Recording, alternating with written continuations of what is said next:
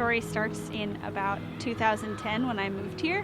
I moved here from California, and I can't explain it other than I just felt like I was in the wrong place in California. I was not in the right city, and so I'd always felt like I would try New York, and so I decided to try it a little sooner than I anticipated.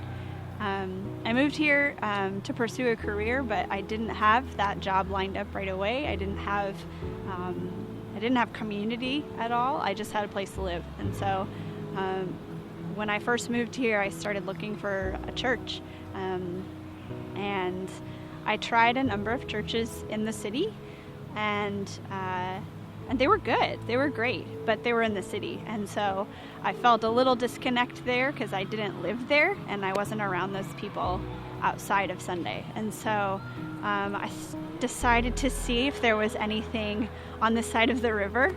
I was living in Weehawken at the time, and the first thing that came up in my search was Hoboken Grace, and so I checked out their website and stuff and decided to try it.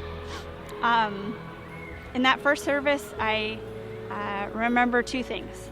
I remember thinking the band was cool and that I felt like I could be a part of that. I felt like it was something I could do and that I would enjoy doing. And that was cool, coming from a performance artistic background. To see something in church that I could do was exciting.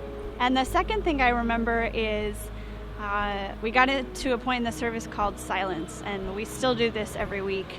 And I just remember being really grateful for that moment to stop and to slow down in an area that's really fast-paced. It was really nice to just stop and spend time with God for a few minutes. And in that moment and over the course of the service, I just kind of felt God saying, stay here.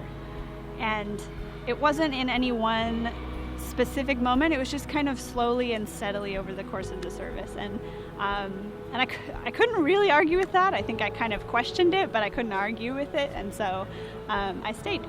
Joined a small group right away and loved it. Some of those girls are still some of my closest friends. And eventually ended up trying out for the worship arts team. They had auditions and I tried out. And they asked me if I would sing on the team. A few years in, I got asked to be an apprentice to one of the worship leaders, to which I said no. And I think he did the best thing that he could have done. He completely ignored my response and proceeded as though I had said yes, and started taking me through this process. And that process was so cool for me to see and to learn about worship and what that really means outside of just playing music, that worship is something you do with your whole life. Flash forward a year and a half later, I am leading worship now.